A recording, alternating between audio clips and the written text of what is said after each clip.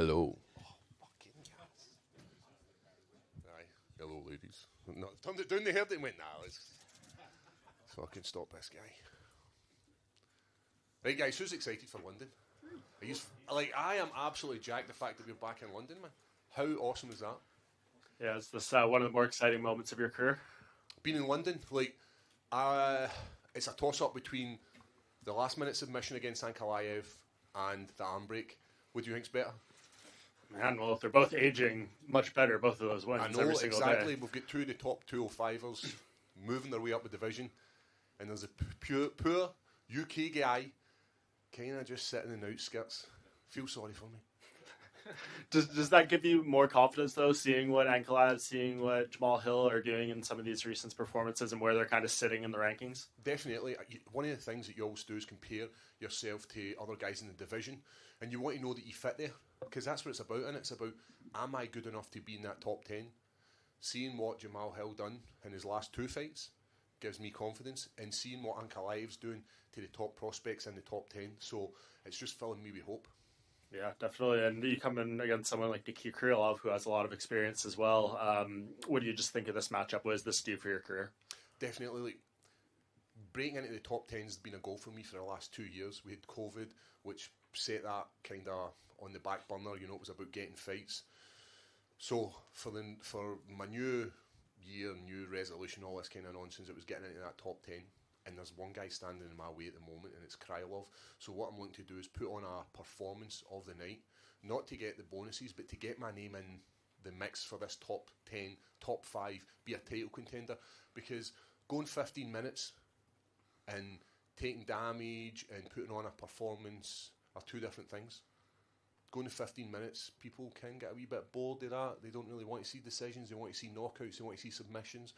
So it's about putting on a performance for me, and it's going hell for leather. It's about looking for these submissions, looking for the finishes, and not playing it safe. And we see that quite a lot of fighters do that. Quite a lot of fighters will just play safe and get the victory at the end. That's not what I want.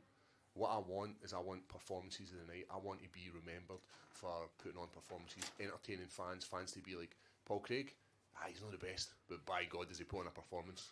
Yeah, do you look at the ingredients here? I mean, 42 wins between the two of you. I think there's only one decision, and that's on his side. Yep. So when you go in there, do you meet fire with fire, or do you have to be cautious in the early going to make sure you don't walk into something or make a big mistake? You know, you always need to be switched on. You don't want to go fire for fire, but I think this fight deserves fire for fire. I think it needs to be blood, sweat, tears, snorters, the full shebang. I think that's what it needs.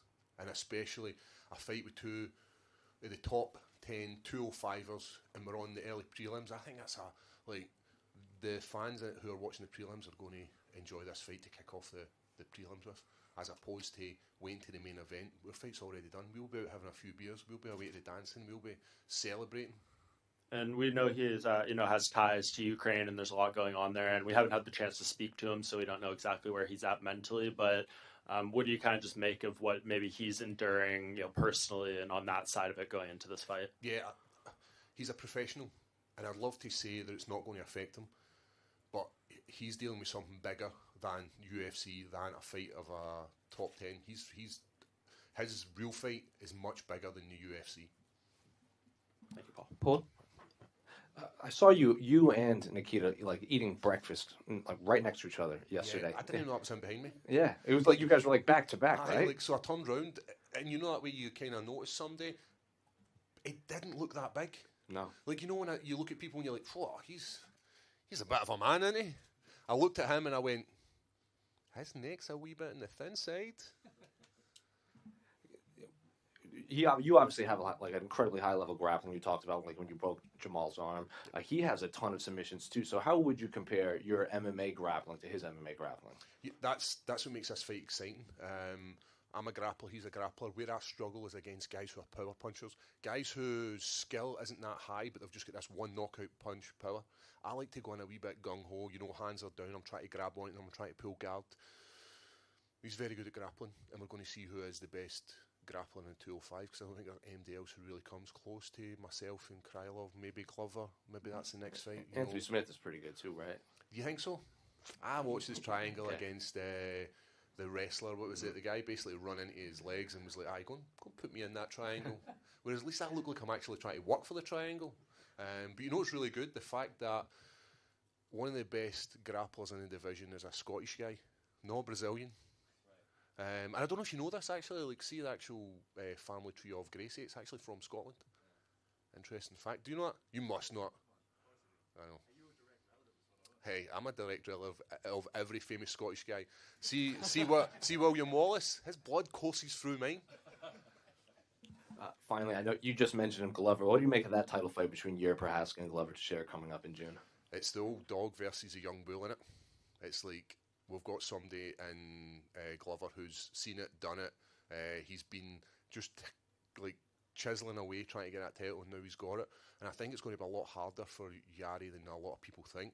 I think they expect him just to go in, do a crazy bit of spinning shit, and it's game over. That's not going to happen. Glover's too old and too wise for that. Like, you watched him, like, one of the standout moments for me was when Glover's tooth got knocked out with that uppercut for Gustafsson. That's amazing, man. That's tough as shit. But then what he does is then he returns that favour and knocks the teeth out of Anthony Smith. There you go, the dentists. Paul, just down here. How you doing, my friend? I'm fine, how are you? Yeah, I'm living the dream. You know, it's fight week, and there's fans. Like, I can't get any better than that. For the last 2 years, we've had no fans. Entertainment. It's a sport of entertainment, and for the last 2 years, the fans have been watching it without any people there. So I'm over the moon to be here. So I just want to say I'm really happy that you've kind of changed your mind and reconsidered your retirement plans. Yeah. Because let's face it, in your division, a couple of great wins, and you're up there for a title shot, right? And if you do win the title, you would become the first Scottish UFC champion. Yep. How much would that mean to you? That means so much more to me than like anything else. Like, getting the belts is like amazing, but I want to be the first of the Scottish. I want people to, like, you know, when you're in school and you have to research somebody, and somebody's like, I'm going to check Scottish athletes, and I come up, and then people then start researching about me, and then they're going up in front of their class and telling people, oh, I'm doing my presentation on Paul Beardew Craig. You know, he was the first Scottish champion. That's the kind of stuff I'm looking forward to, like, to inspire the next generation of Scottish athletes, or even the next UK athlete in the world of MMA. For a long time, and this is like a kind of breakthrough event for the talent to be showcased for the UK fighters. And that's what we're seeing. Like, for a long time, there's only been like one or two guys, and we're not getting the recognition we deserve. It's taken Leon Edwards up to this point, all the wins he's racked up, fighting savage after savage for him to get a title shot. We're looking at Arnold Allen, the exact same thing. Scottish guys, UK guys don't really get the credit they deserve, and I think it's because we are on the other side of the world. MMA is still very, very early, and it's very early days for the sport in the UK, comparing it to America. So that's why the Americans get more opportunities, but this is a breakthrough event for this to all change, to see people like Molly Meatball McCann, to see people like Tom Aspinall just rise. So I'm excited to see what the UK can do within the next couple of years of the sport. Since you've touched on that, I was going to say, like, you're not a decisions guy, you're a finish guy. Yep. And like you've just said there, it just feels like you're not, for me anyway, personally, I feel like you're not getting the recognition you deserve, and some of those guys that you mentioned also are not getting the recognition you deserve. So, having said that, how do you stop yourself from not feeling demotivated by that? Yeah. How do you keep going? Last year it was horrible for me. I get the victory over Jamal Hill. Sensational, you know, it was viral. I think it was there was that night, I was told it was the most searched thing in the world at that point was Paul Craig arm break, and the second most searched thing was what language does Paul Craig speak. They were the two. Like, to me, that's amazing. But after that, after the dust cleared and everything settled, then there was nothing for Paul, and it was like, right, Paul, there's Gus. And I wasn't able to tell people because the fight was never ever announced. And then that fight was then pulled from me, and then we were going to fight at roundabout, I think it was the 18th of December against Krylov in Las Vegas.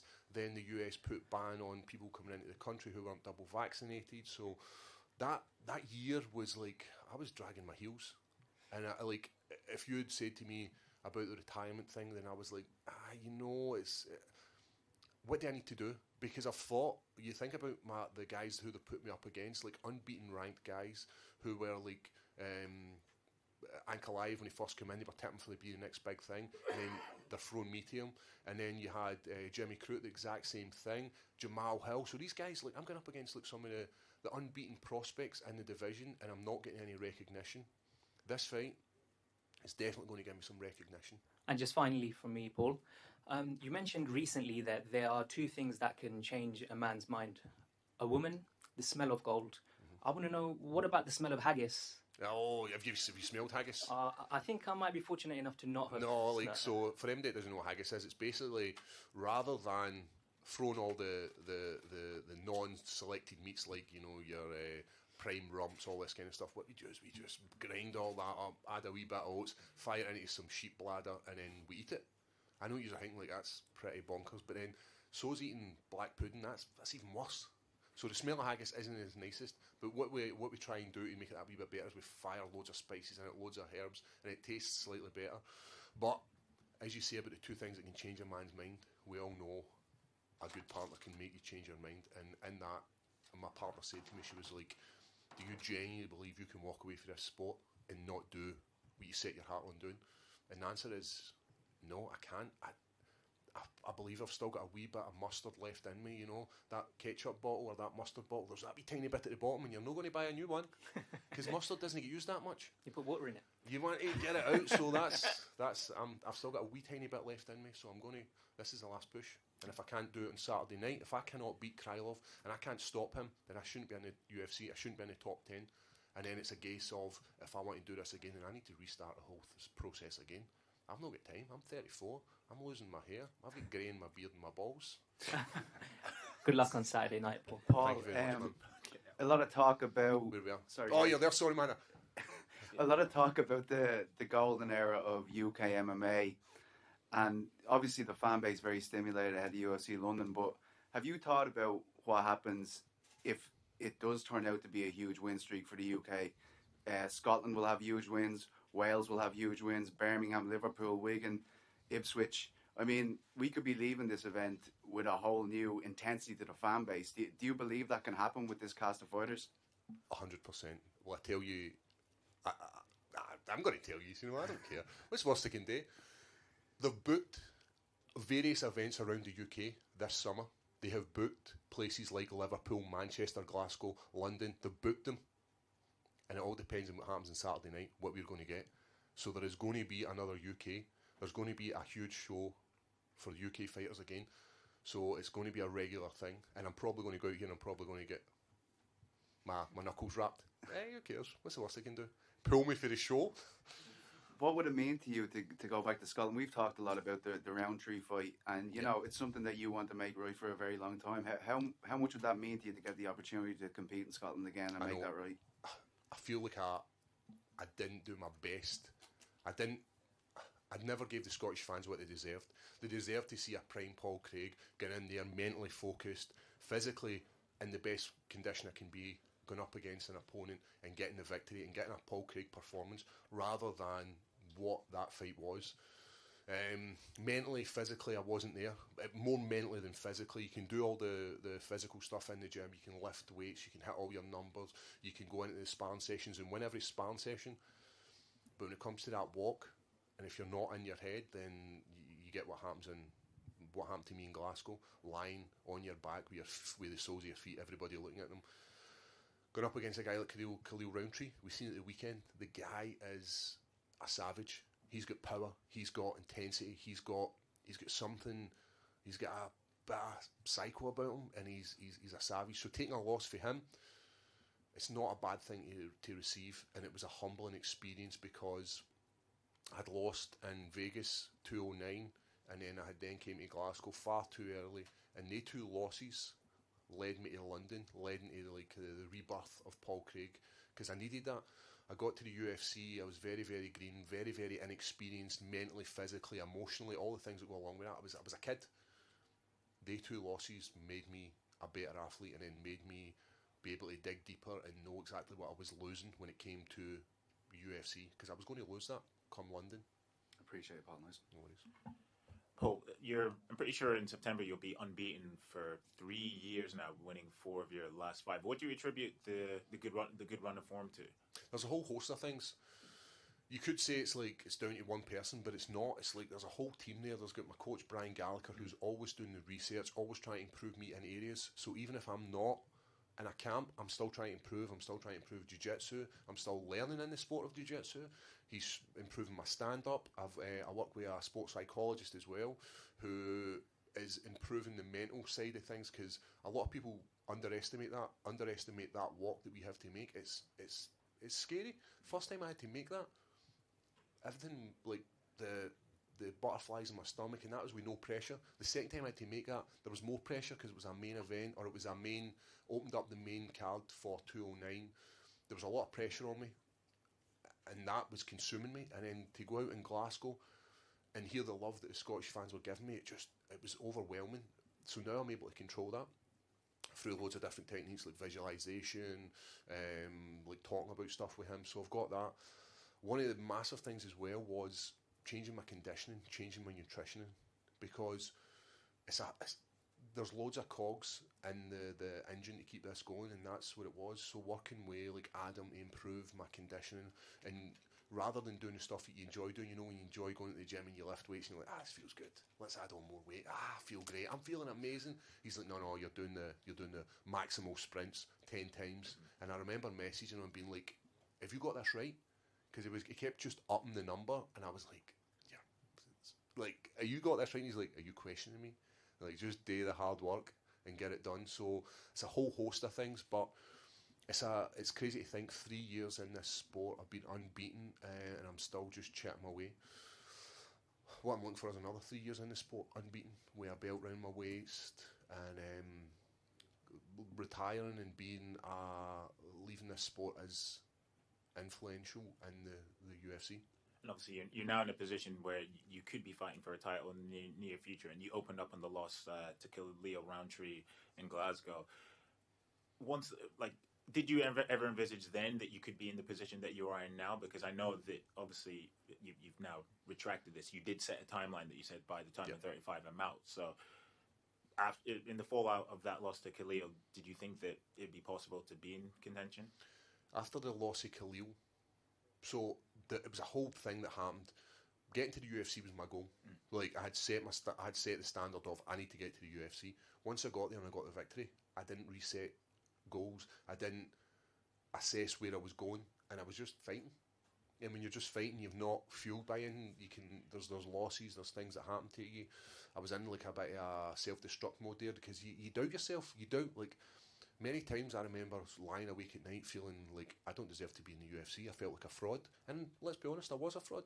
I get beat off two high-level guys, but I was a fraud. I shouldn't have been there.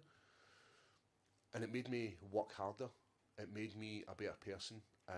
So if you'd said to me back then, after the Khalil loss, do you think you'll be a title contender? Do you think you'll be in the top 10? I'd have probably told you no.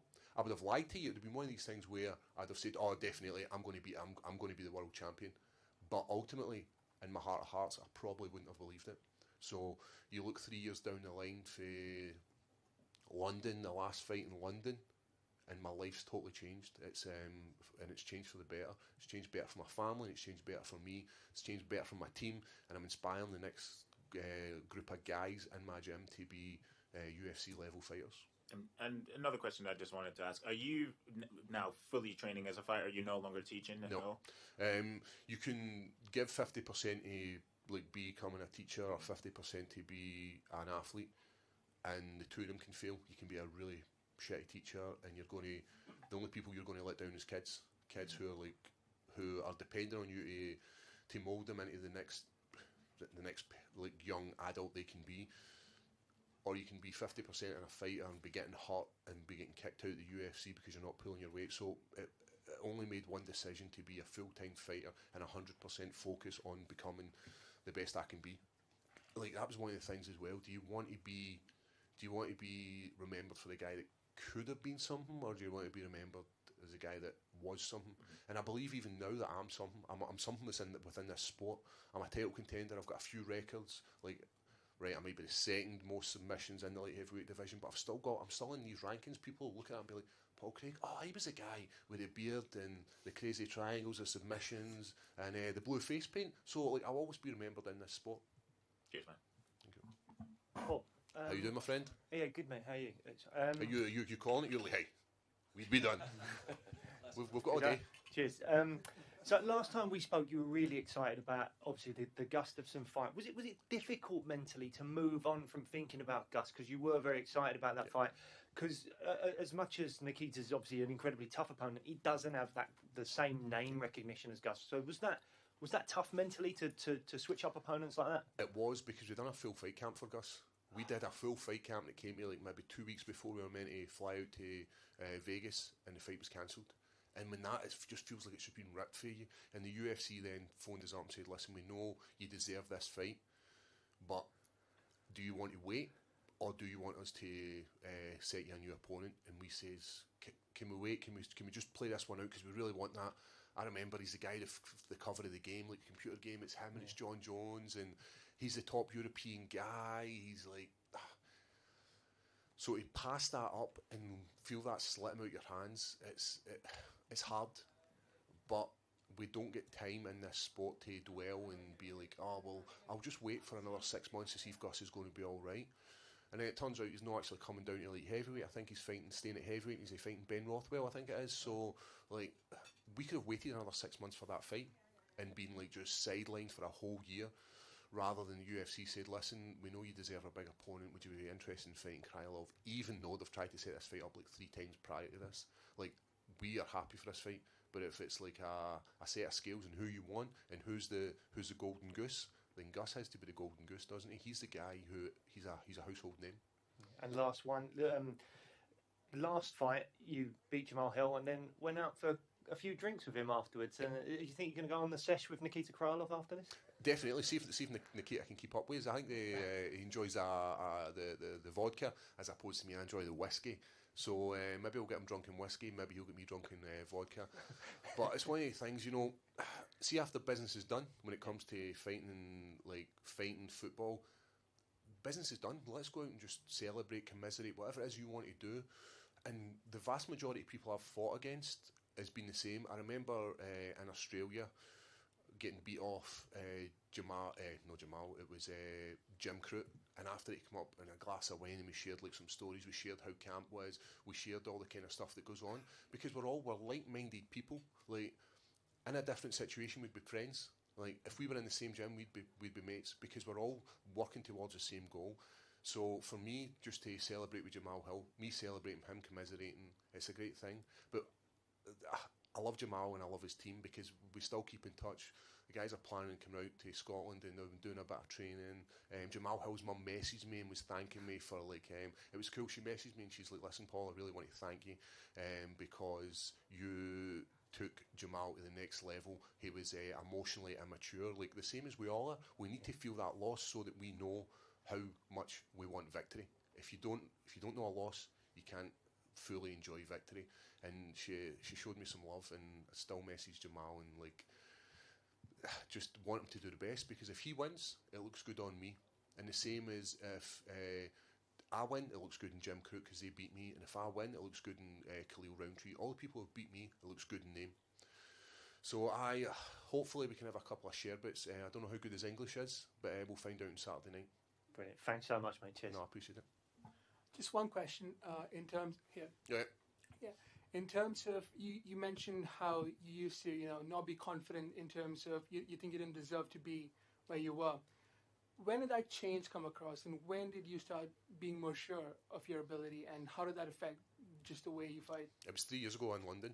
Like, I can tell you the moment I took 15 minutes of taking an absolute pacing, or it was like 14 minutes something. At that point, it was like resurrection. You had to feel the lowest point in your life and feel that you're losing everything, feel that you've let down your family, feel that you've let down your kids. Like, my kids had to go into school on Monday morning and experience and have, my daughter's 15, and have young men, like her classmate, her peers, telling them that her dad lost. And that was a fuel for me. That was like, no, she doesn't deserve that. I chose to be an MMA fighter. She didn't choose me to be an MMA fighter. She shouldn't have to deal with my shit as well. So for me, it was about, that was a motivating factor. And I remember I'm just dropping these heavy shots in my guard. I remember my neck being pressed up against the cage, and it was like, fire up a submission. What's the worst that can happen? rather than trying to fight out with my skill set, like trying to be, it's like trying to be a defender when you're a striker. It doesn't work. You've got to play your strengths, and for me, it was playing my strength of being a jiu-jitsu practitioner, and that's what I'm going to do, and that's what I've done for these last couple of fights. So it was that point there that I realised it was like the phoenix rising from the ashes. It was Fox, you know, he's coming through the ashes, and we're getting a brand new version of me, and that was it then. Thank you. We good. And that was because you said to them, they're like, no, you're done. Right, guys, have a nice day. Just for the record, I regularly haggis. My wife is Scottish. Yeah, it's good. Aye. Do you understand her? Is there times where she says stuff and you're like, Yeah, well, she's from Aberdeen as well. So oh, that's even worse, man. Does she speak? She's actually listening to the live stream right now. So they speak like, does she speak Doric? Because they speak Doric up in Aberdeen. They speak an even weirder version of Scottish. No, she thankfully doesn't have that accent. No. She's now going to bollock me when she So the good song Scottish. Sorry, there's about 10 guys out here coming out to get you. Guys, have a nice day.